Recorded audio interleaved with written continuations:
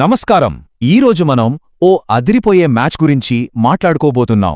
Royal Challengers Bengaluru versus Delhi Capitals. ఈ match చాలా కీలకం, ఎందుకంటే ప్లే ఆఫ్స్ రేస్లో దీని ప్రభావం గట్టిగానే ఉంటుంది. సో దీని గురించి లోతుగా చూద్దాం. అంటే ఇది మామూలు మ్యాచ్ కాదన్నమాట. రెండు పూర్తి భిన్నమైన వ్యూహాల మధ్య జరిగే ఒక పెద్ద యుద్ధం. చూడండి, ఒకవైపేమో వరుస విజయాలతో ఫుల్ జోష్లో ఉంది ఆర్సీబీ. ఇక మరోవైపు స్టార్లతో నిండిన ఢిల్లీ క్యాపిటల్స్ ఈసారి ఎలాగైనా గెలిచి తమ సత్తా ఏంటో చూపించాలని కసితో ఉన్నారు. సో ఈ మ్యాచ్కి వచ్చేసరికి ఈ రెండు టీమ్స్ ప్రయాణం ఎలా ఉందో చూస్తే అస్సలు సంబంధమే లేదు. చాలా డిఫరెంట్గా ఉన్నాయి. వాళ్ల రీసెంట్ ఫామ్ చూస్తేనే మనకు ఆ విషయం క్లియర్గా తెలిసిపోతుంది. ఇక్కడ చూస్తే ఆర్సీబీ ఫామ్ మామూలుగా లేదు. లాస్ట్ 5 మ్యాచ్లలో ఏకంగా 4 గెలిచారు. అంటే వాళ్ల కాన్ఫిడెన్స్ ఇప్పుడు పీక్స్లో ఉంటుంది.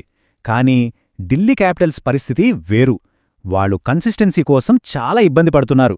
ఈ తేడానే మ్యాచ్లో పెద్ద ఇంపాక్ట్ చూపించబోతోంది.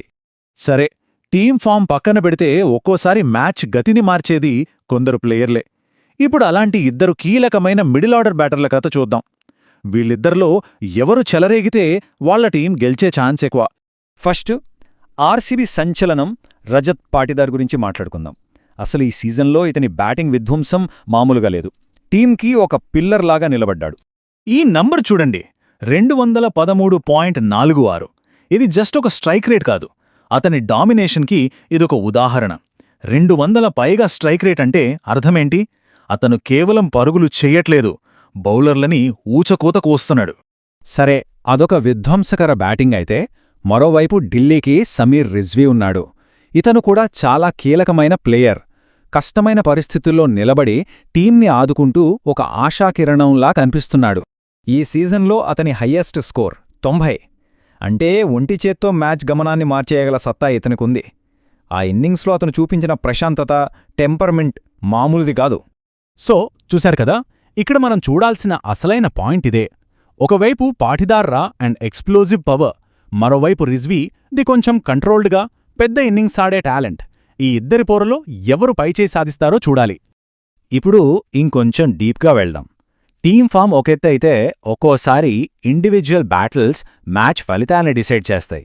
అలాంటి కొన్ని ఇంట్రెస్టింగ్ మ్యాచప్స్ ఏంటో ఇప్పుడు చూద్దాం.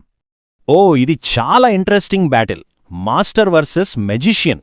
విరాట్ కోహ్లీ కుల్దీప్ యాదవ్పై పూర్తి ఆధిపత్యం చూపించాడు. 75 పరుగులు చేసి ఒక్కసారి మాత్రమే అవుటయ్యాడు.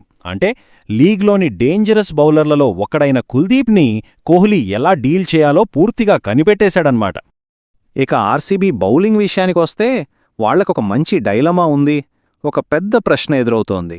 అనుభవం వైపు వెళ్లాలా, లేక యంగ్ టాలెంట్కి ఛాన్స్ ఇవ్వాలా? చూడండి, ఒకవైపు అనుభవజ్ఞుడైన భువనేశ్వర్ కుమార్ నిలకడగా వికెట్లు తీస్తాడనే నమ్మకం.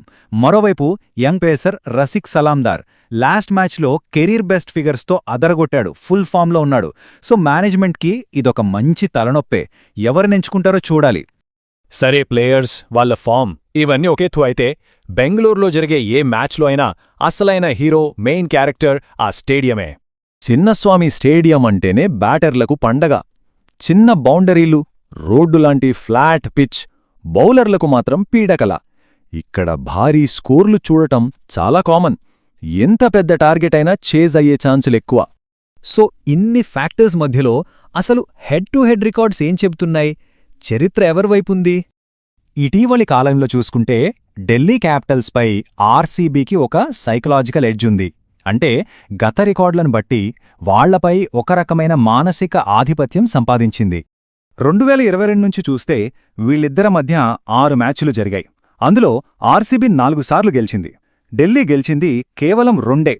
అంటే ఆర్సీబీ విజయాలు ఢిల్లీ విజయాలకు డబులున్నాయి. ఈ విషయం ఖచ్చితంగా రెండు టీమ్స్ కెప్టెన్ల మైండ్లో ఉంటుంది. ఇక ఓవరాల్ హిస్టరీ చూసుకున్నా సరే ఆర్సీబీదే క్లియర్ డామినేషన్. ఇప్పటివరకు వీరిద్దరి మధ్య జరిగిన మ్యాచ్లలో 20 సార్లు ఆర్సీబీ గెలిస్తే ఢిల్లీ గెలిచింది కేవలం 12 సార్లే. గ్యాప్ చాలా పెద్దది. సో ఫైనల్గా మన ముందున్న ప్రశ్న ఇదే. ఒకవైపు అద్భుతమైన ఫామ్, చరిత్ర ఇవన్నీ ఆర్సీబీకి అనుకూలంగా ఉన్నాయి. మరోవైపు ఎలాగైనా గెలవాలన్న కసితో ఉన్న ఢిల్లీ. అప్సెట్స్కి కేర్ ఆఫ్ అడ్రస్ అయిన ఈ స్టేడియంలో చరిత్ర రిపీట్ అవుతుందా, లేక కొత్త చరిత్ర సృష్టించబడుతుందా? బెంగళూరులో ఏం జరగబోతుందో చూడాలి.